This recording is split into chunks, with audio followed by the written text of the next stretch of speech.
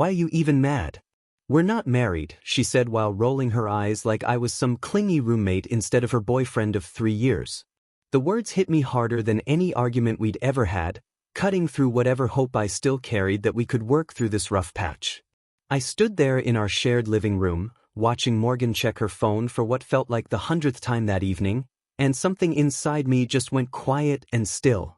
The dismissive tone in her voice told me everything I needed to know about how little our relationship actually meant to her. I'd been trying to address what everyone could see except her, the late nights at work that stretched past midnight, the sudden interest in expensive restaurants I'd never heard of, the way she'd started dressing differently and coming home smelling like cologne that definitely wasn't mine. As a database systems administrator, I'm used to identifying patterns and anomalies in complex systems, and Morgan's behavior had been throwing up error codes for months. When I finally worked up the courage to ask her directly about Zane, this coworker from her boutique marketing firm who seemed to feature in every story lately, she dismissed my concerns like I was being paranoid and possessive. She accused me of not trusting her, of being jealous of her success at work, of trying to control her social life just because I preferred quiet evenings at home to whatever networking events and happy hours consumed her schedule. The conversation escalated when I mentioned that we barely spent time together anymore, that she seemed distracted and distant whenever we were in the same room, that I felt like I was sharing an apartment with a stranger who happened to look like my girlfriend. That's when she delivered that line about marriage, as if our 3 years together meant nothing because we hadn't signed a legal document. Instead of arguing back or demanding explanations, I walked to our bedroom and started packing my clothes into the same duffel bag I'd brought when we first moved in together. Morgan followed me, suddenly concerned about my silence, asking what I was doing and insisting she hadn't meant it the way it sounded. I told her she was absolutely right, we weren't married, which meant I was free to leave whenever I wanted, just like she was apparently free to do whatever she'd been doing with Zane. While she protested and tried to backtrack, claiming she was just stressed about work and hadn't been thinking clearly, I methodically gathered my belongings, my laptop, my books, the few pieces of furniture that were actually mine. The whole time, her phone kept buzzing with messages, and I caught glimpses of Zane's name on the screen each time she glanced at it. She kept insisting we could work this out, that I was overreacting, that she needed space to figure things out but didn't want me to leave. After I loaded my car with the essentials, I did what any good systems administrator does when investigating suspicious activity. I checked the digital trail. A quick scroll through social media while sitting in my car outside our apartment revealed what I'd suspected but hadn't wanted to admit. Photos of Morgan and Zane at events I'd never been invited to, restaurant check-ins during nights she'd claimed to be working late on urgent projects, comments between them that carried an intimacy I recognized from our early relationship. There were group photos from marketing team outings where they stood closer than colleagues should, tag locations at upscale bars during supposed overtime sessions, even a few pictures from what looked like weekend trips I'd never heard about. The timeline was clear once I stopped making excuses for her. This had been going on for at least 3 months, maybe longer. I drove to my brother's place in the suburbs that night, leaving behind the apartment we'd shared and the future I'd thought we were building together, carrying nothing but my belongings and the clarity that comes from finally seeing a situation for exactly what it is. I met Morgan 2 years earlier during a Saturday morning volunteer shift at the Community Literacy Center, where she was helping organize reading materials while I set up their new computer system for tracking student progress. She had this genuine enthusiasm when talking about education reform and her dream of starting a nonprofit to provide learning resources in underserved communities, speaking passionately about the impact we could make if we just organized our efforts properly.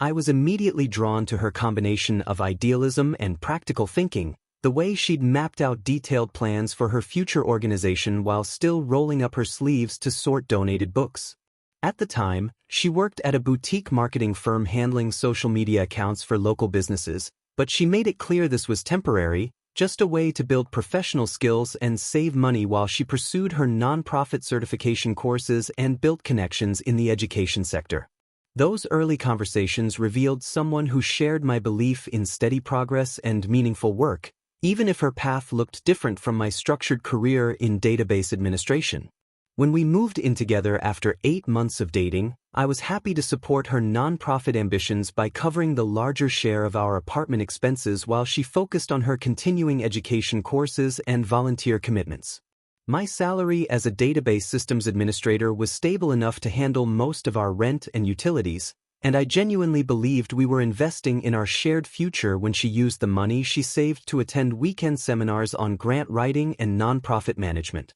Morgan would come home from these workshops energized and full of ideas, spreading course materials across our kitchen table while she planned curriculum frameworks and budget projections for the learning center she wanted to establish. I'd help her organize her notes into digital files and create simple databases to track her research, feeling like we were building something important together. Those were some of our happiest months, quiet weeknights spent working on our respective projects while sharing takeout, weekend mornings at farmers markets followed by volunteer shifts, conversations about the kind of impact her nonprofit could have on local literacy rates and educational outcomes. The shift began gradually after Morgan got assigned to work more closely with Zane on a major client account about 18 months into our relationship.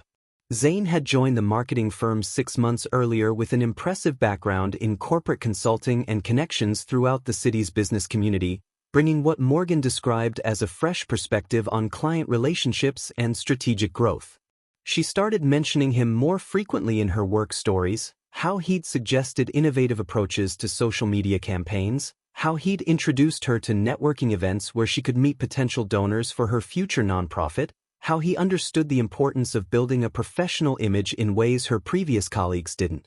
I initially supported these developments, thinking the connections and experience would benefit her nonprofit goals, but I began noticing subtle changes in her priorities and communication patterns. The weekend seminars became less frequent, replaced by after-work networking events and client dinners that often ran past midnight, and our kitchen table conversations shifted from nonprofit planning to discussions about personal branding and career advancement strategies in the marketing world. The weekend trips started about 3 months before our final confrontation, always framed as essential team-building exercises or client entertainment opportunities that Zane had recommended for advancing her position at the firm. Morgan would return from these trips energized but distant, full of stories about exclusive restaurants and professional development insights that somehow never translated into concrete progress on her nonprofit plans. When I asked about her certification courses or grant writing workshops, she'd become vague and defensive, explaining that Zane had convinced her to focus on building industry credibility first before launching her nonprofit venture. The money I'd been giving her for continuing education started going toward what she called networking investments, professional wardrobe updates, expensive dinners with potential contacts, weekend conferences that seemed more focused on lifestyle experiences than educational content. I trusted her judgment and continued providing financial support, believing these networking efforts would eventually benefit her nonprofit work, but I couldn't shake the feeling that her fundamental goals were shifting in ways she wasn't fully acknowledging to herself or to me. The final confrontation began when I discovered a series of charges on our shared credit card that Morgan had never mentioned: expensive dinners at upscale restaurants during weeknights when she claimed to be working late, hotel charges from weekend trips I knew nothing about, purchases at high-end boutiques that didn't align with her usual shopping habits. When I brought up these unexplained expenses, she became immediately defensive, accusing me of monitoring her spending like some controlling parent instead of a supportive partner. She explained that Zane had been teaching her about the importance of professional image in the marketing world, how successful people invest in experiences and relationships rather than just saving money in boring accounts like I preferred to do. According to her, these dinners and trips were essential networking opportunities that would eventually pay dividends when she launched her nonprofit, and my focus on budgets and financial planning showed that I didn't understand how real business relationships actually worked in competitive industries.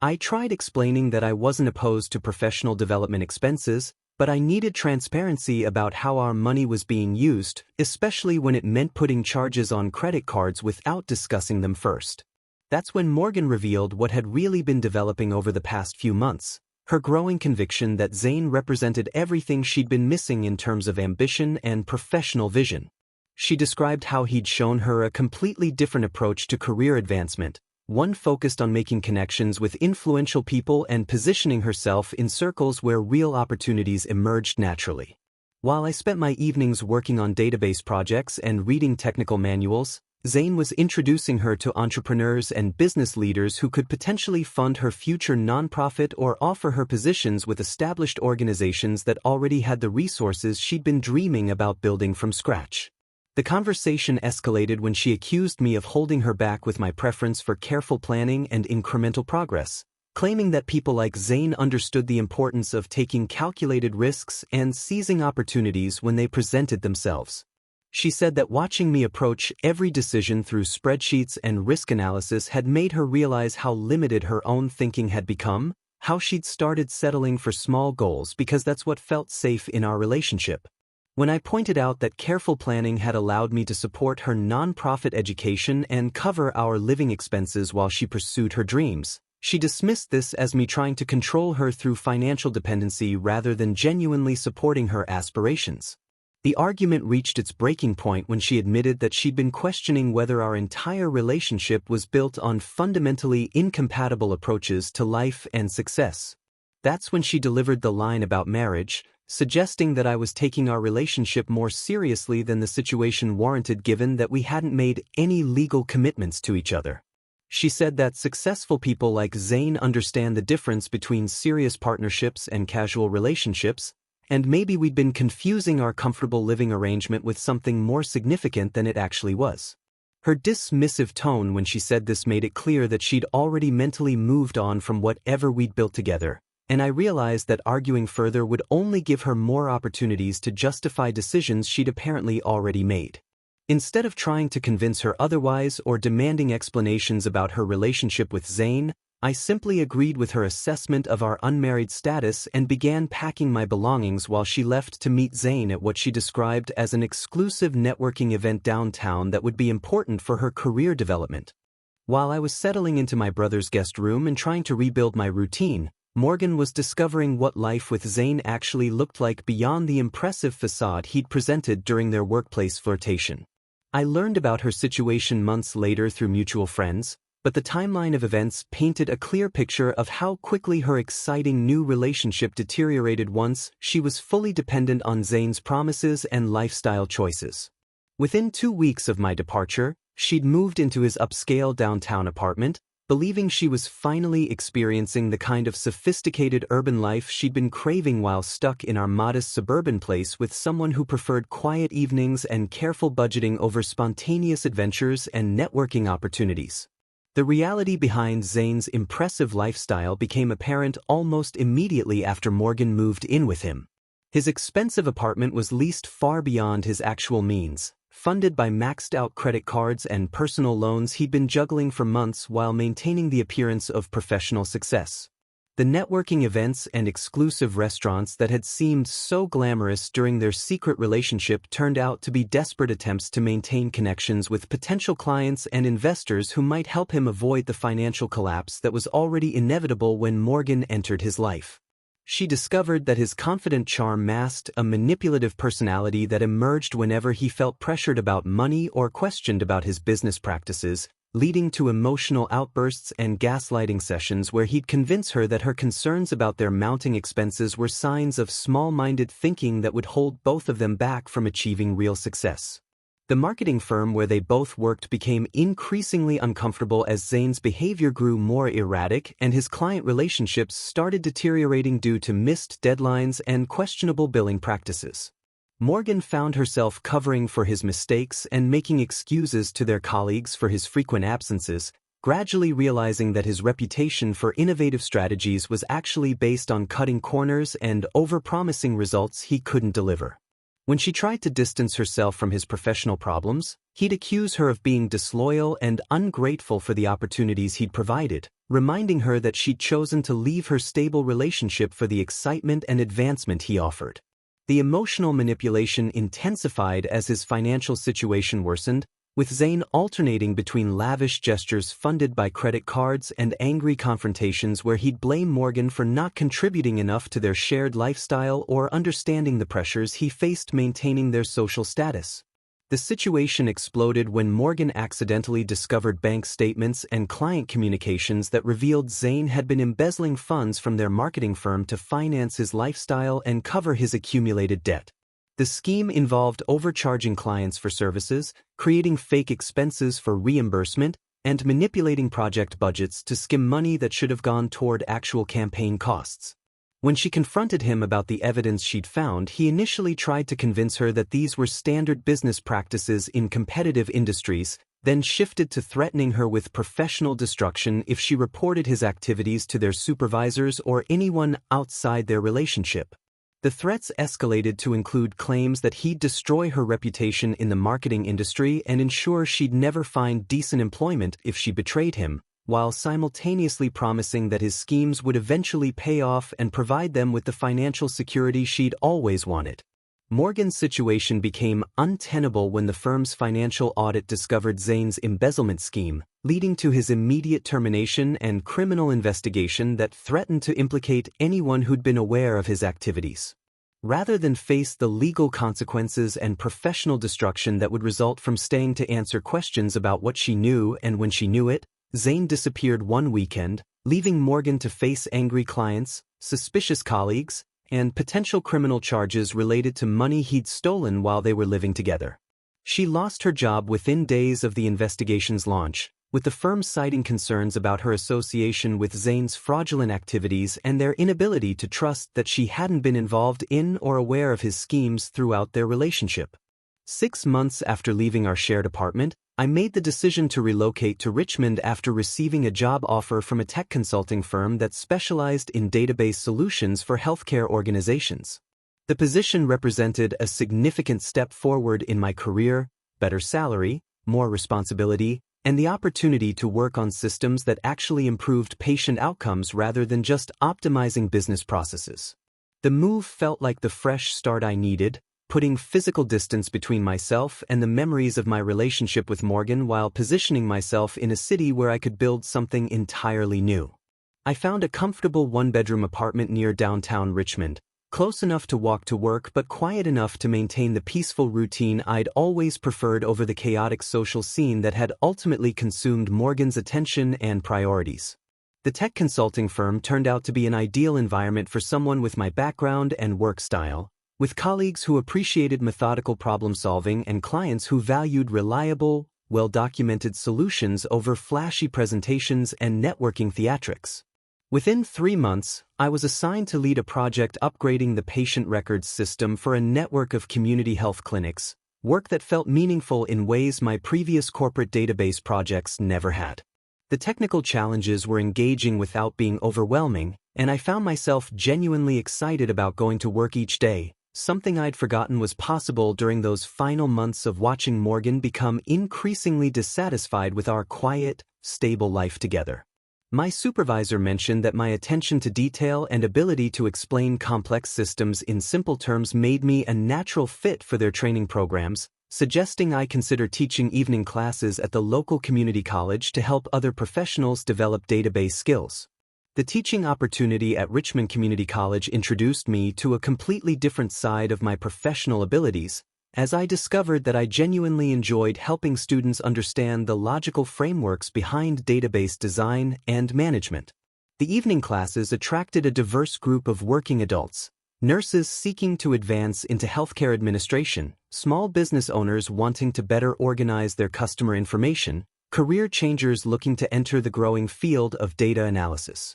Among these students was Lily, a nursing student who was taking the database course to prepare for a position in clinical research coordination, someone who approached learning with the same methodical persistence I'd always valued in my own work. She had this way of asking thoughtful questions that demonstrated she was thinking beyond the immediate assignment to understand how these skills would apply in real-world healthcare settings, and I found myself looking forward to our brief conversations after class about her progress and career goals. Lily and I began studying together at a coffee shop near campus after she mentioned struggling with some of the more complex database relationship concepts, meetings that gradually evolved into longer conversations about our respective career paths and experiences in the healthcare field. She appreciated my patient approach to explaining difficult concepts, while I was impressed by her dedication to improving patient care through better organization of medical information and research data. Our study sessions expanded beyond database coursework to include volunteer work at a free clinic where she was completing her community service requirements and where they needed someone to help organize their patient tracking systems pro bono. Working together on this project showed me how different a relationship could feel when both people were genuinely supportive of each other's goals rather than competing for attention or resources, and I realized how much I'd been missing during those final months with Morgan when every conversation became an argument about priorities and lifestyle choices. The contrast between Morgan's criticism of my supposedly boring stability and Lily's appreciation of my reliability helped me understand that I hadn't been the problem in my previous relationship, just incompatible with someone whose values had shifted towards superficial excitement over genuine partnership. Lily would get excited when I showed her efficient ways to organize complex data sets, while Morgan had rolled her eyes at my systematic approach to planning our finances and future goals. Where Morgan had seen my preference for quiet evenings as a lack of ambition, Lily saw someone who was thoughtful about how he spent his time and energy, someone who found satisfaction in meaningful work rather than constant social stimulation. I started therapy during this period to better understand why I'd tolerated Morgan's increasingly dismissive treatment for so long, learning to recognize my own worth and establish healthier boundaries in relationships rather than assuming I needed to change fundamental aspects of my personality to keep someone interested. The Richmond community welcomed me in ways I hadn't expected, as I joined a local astronomy club that met monthly for stargazing sessions in nearby state parks, pursuing a hobby I'd abandoned during my relationship with Morgan because she found it boring and antisocial. Through the astronomy club, I met other professionals who shared similar interests in science and systematic observation, people who appreciated the patience required to properly use telescopes and the satisfaction of understanding complex celestial mechanics. These friendships developed naturally around shared activities rather than networking obligations or social status considerations, reminding me what genuine connections felt like when they weren't built on manipulation or competing agendas. While I was building a new life in Richmond, Morgan was struggling to recover from the collapse of her relationship with Zane and the professional destruction that followed his embezzlement scandal. Through mutual friends who occasionally updated me despite my requests not to hear about her situation, I learned that she'd been essentially blacklisted from marketing firms throughout our original city due to her association with Zane's fraudulent activities. The professional network she'd been so excited to join through his connections had turned against her once the criminal investigation revealed the extent of his financial crimes, leaving her unable to secure employment in the field where she'd claimed to be building her future. Her dreams of launching a nonprofit had been abandoned completely as she faced the immediate challenge of finding any legitimate work that would pay enough to cover basic living expenses without the financial support I'd provided during our relationship. The first few months after Zane's disappearance found Morgan bouncing between the couches of various friends who gradually lost patience with her inability to take responsibility for the choices that had led to her current situation.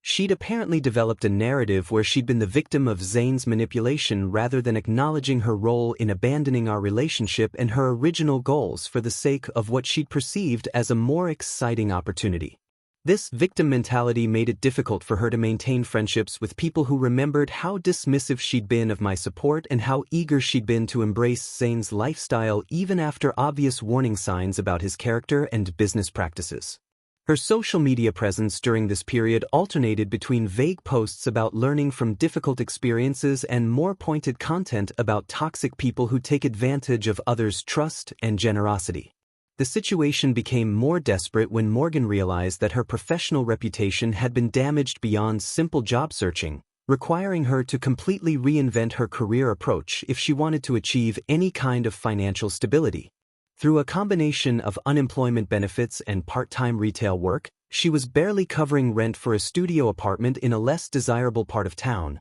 a dramatic downgrade from the lifestyle she'd enjoyed while Zane was funding their expensive habits with stolen money. The contrast between her current circumstances and the comfortable life we'd shared became increasingly apparent as she struggled with basic expenses that had never been concerns when I was covering the majority of our household costs and supporting her nonprofit education goals. Around 8 months after our breakup, Morgan apparently became obsessed with the idea that reconciling with me would solve her financial and professional problems, launching an elaborate campaign to demonstrate her personal growth and renewed commitment to her original nonprofit aspirations. Her social media accounts suddenly featured photos of her volunteering at various organizations, posts about online courses in nonprofit management, and inspirational content about learning from mistakes and focusing on meaningful goals rather than superficial success. The timing and obvious calculation behind this image rehabilitation effort suggested that someone had advised her to rebuild her reputation through documented community service and educational achievements,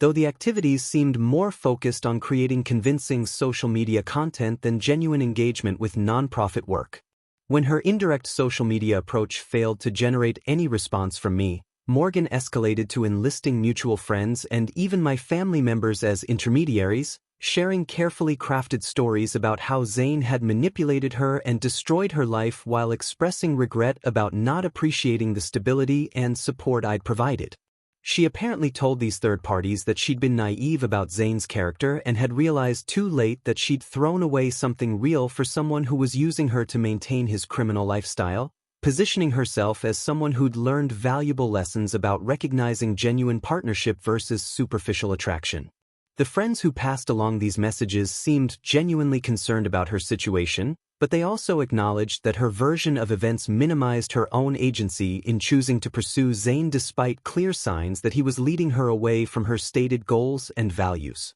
The most concerning escalation came when Morgan hired a private investigator to track down my new address in Richmond, using information from social media detective work and professional networking sites to piece together details about my relocation and career advancement. She'd apparently discovered through online research that I was thriving in my new position and seemed to be building a successful life, triggering an obsessive conviction that winning me back would restore both her financial security and her sense of self-worth. Her plan involved traveling to Richmond for what she described to friends as a grand gesture that would demonstrate her transformation and commitment to rebuilding the life we'd originally planned together, showing that she'd learned to value the qualities she'd previously dismissed as boring and unambitious.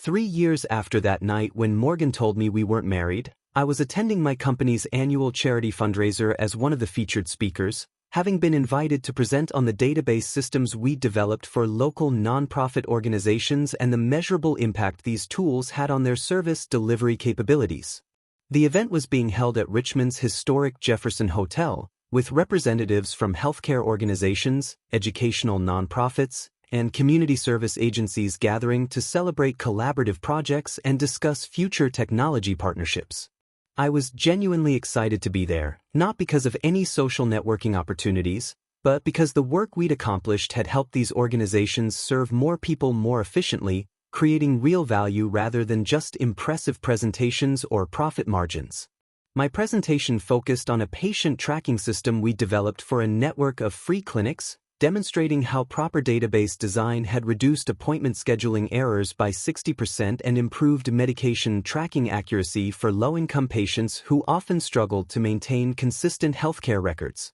The audience included board members from various nonprofits who were considering similar technology upgrades, and I found myself energized by their thoughtful questions about implementation costs and staff training requirements. This was exactly the kind of meaningful work I'd always imagined doing, using technical skills to support organizations that were actually improving people's lives rather than just maximizing revenue or market share. After my presentation, I was mingling with attendees and discussing potential future projects when Lily approached with 2 glasses of wine and her characteristic smile that always made me feel like I was exactly where I belonged. She'd attended the event as a representative of the clinical research department where she now worked as a coordination specialist, and she'd been networking with other healthcare professionals about data management best practices in medical research. We'd been engaged for 6 months at that point, having developed a relationship built on genuine mutual support and shared values rather than financial dependency or social status considerations.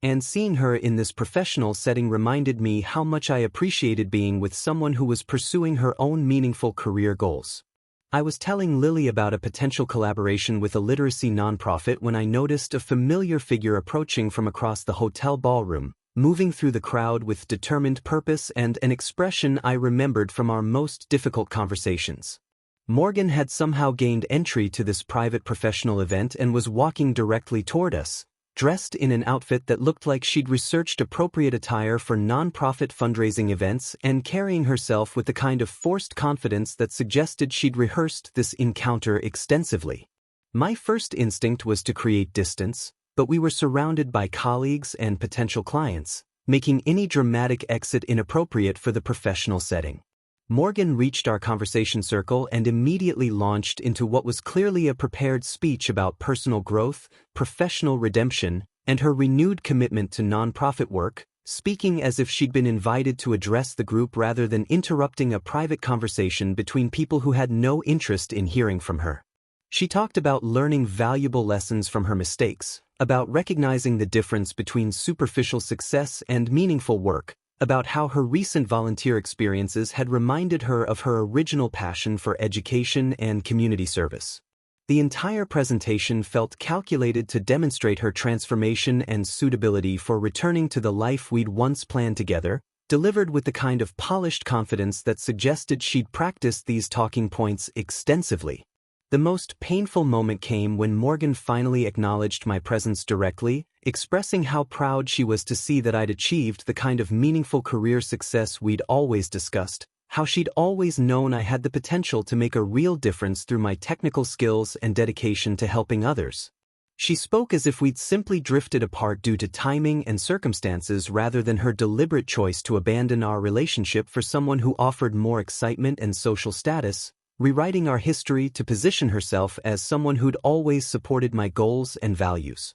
Her tone suggested that she expected this professional setting and her demonstrated growth to override the hurt she'd caused, as if her presence at a non-profit fundraiser somehow proved she'd returned to being the person I'd originally fallen in love with. The devastating realization hit Morgan when she noticed the engagement ring on Lily's finger and I introduced Lily as my fiancée, making it clear that I hadn't been waiting around hoping for her return but had instead built a complete new life with someone who actually appreciated the qualities she dismissed as inadequate. The calculated confidence in her prepared speech crumbled as she processed the reality that the stable, planning-oriented man she'd rejected for being too boring had found someone who valued exactly those characteristics she'd criticized. I watched her face as she understood that I hadn't just moved on romantically, but had achieved the kind of professional recognition and meaningful career impact she'd claimed I was too unambitious to accomplish. Lily handled the encounter with the kind of graceful professionalism that reminded me why I'd fallen in love with her, acknowledging Morgan politely while making it clear that she wasn't intimidated or threatened by the appearance of my ex-girlfriend at our professional event. When Morgan attempted to extend the conversation by asking about our relationship and wedding plans, Lily smoothly redirected the discussion back to the nonprofit work that had originally brought us to this fundraiser, effectively ending Morgan's opportunity to create the dramatic reconciliation scene she'd apparently planned. The contrast between Morgan's desperate manipulation tactics and Lily's confident authenticity made it clear to everyone in our conversation circle exactly what kind of person I'd chosen to build my future with. As Morgan finally retreated from our group, clearly understanding that her grand gesture had failed completely, I felt a profound sense of gratitude rather than vindication, thankful that her painful dismissal 3 years earlier had ultimately freed me to find someone who celebrated rather than criticized my authentic self. Lily and I spent the rest of the evening discussing our upcoming wedding plans and the volunteer work we wanted to expand together, representing the kind of genuine partnership Morgan had rejected in favor of superficial excitement that ultimately proved to be built on fraud and manipulation. The man she'd called too boring and unambitious had found both professional success and personal happiness with someone who understood that real love means supporting each other's goals rather than competing for social status or financial advantages.